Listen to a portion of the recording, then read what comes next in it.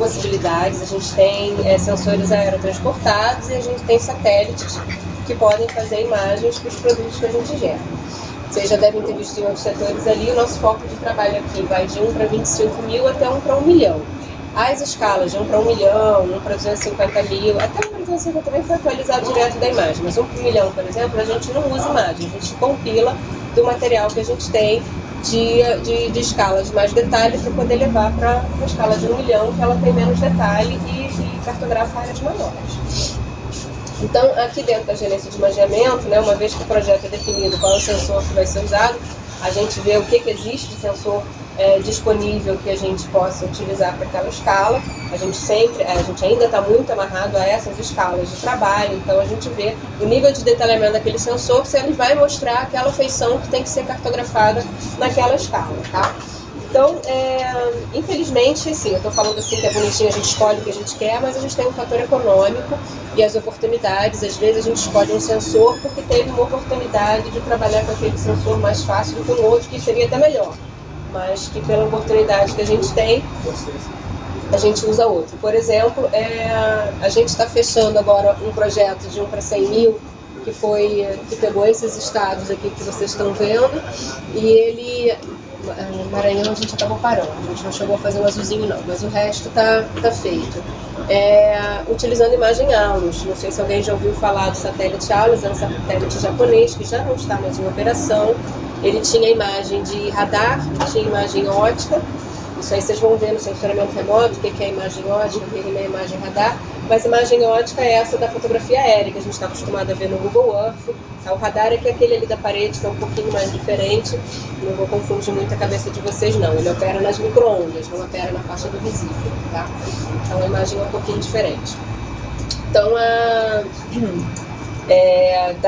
das imagens do ALUS, ele tinha 3 sensores a bordo, um pancromático, ou seja, ele não dava cores, mas ele tinha uma resolução melhor, ele dava mais detalhe, um multiespectral, que era isso que a gente usou, e o radar, né? Então, como o IBGE fez um convênio com a Agência Nacional Japonesa lá e a JAXA, e a gente passou a ser distribuidor do ALUS, ele foi um produto muito barato para a gente. Então, valeu a pena, a gente estava com uma necessidade, a gente pesquisou os estados que estavam com uma carência maior não é nem de mapeamento em si, mas eram estados onde nos outros estados tinha muito envolvimento dos próprios estados para fazer o seu mapeamento, e esses eram os cujos estados não tinham condições de trabalhar sozinhos, então a gente deu prioridade para esses estados. E aí a gente começou a trabalhar com esse sensor. Então essa questão da escolha, só para ilustrar que a questão da escolha do sensor vai muito de acordo com as oportunidades que a gente tem aqui.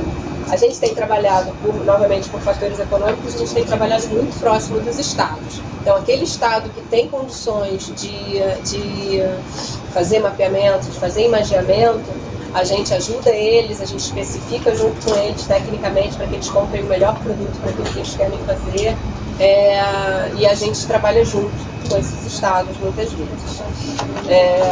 Aqui, agora eu vou mostrar como é que a coisa funciona. Então, quando a gente tem, esse aqui é um exemplo, vocês devem ter olhado ele do outro lado, o projeto do RJ25. Então, esse aqui é um exemplo, pode chegar mais, gente, para vocês poderem ver, porque está pequenininho. É um projeto, é um esquema de imaginamento. Vocês vão ver em laranja bem fraquinho, por isso que eu pedi para vocês chegarem. As fotos, alguma vez vocês já viram isso? Aerolevantamento, alguma coisa da faculdade? Não, é novidade para vocês. Deixa eu catar aqui umas fotos aqui. Prazer, Luiz. Tem umas fotos jogadas aqui embaixo.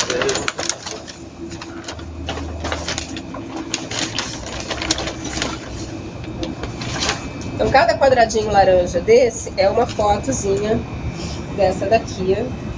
Se eu tiver sorte, está em ordem. Tá? Então, só para vocês terem uma ideia, assim. Então, o avião vai voando. Nesse caso, foi um aerolevantamento, tá? Se fosse de satélite, não seria muito diferente disso. Então, é um aerolevantamento, o avião vai voando e vai tomando essas fotografias. Então, quando ele passa em cima dessa, ele toma essa, passa nessa, vai batendo uma para outra. E ela tem sobreposição, uma em cima da outra. Vocês veem que os objetos aqui se repetem. Na verdade, ele é isso aqui.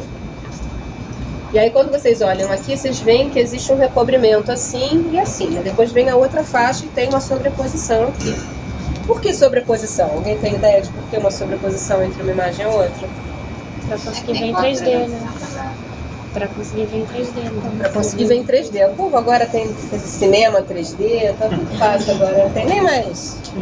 Tá bem mais fácil agora de entender. Então, a gente só tem três dimensões se a gente tiver duas imagens no mesmo ponto, né? Quando vocês vão no cinema 3D, vocês usam aquele óculos, cada lente, cada olho de vocês está recebendo uma imagem, é a mesma coisa. Quando a gente bota isso nos aparelhos que vocês viram lá, vocês devem ter visto lá em 3D, né? O que está acontecendo é isso. Uma foto está entrando no olho, outra foto está entrando no olho, no outro olho, a área de sobreposição vocês conseguem ver tridimensionalmente.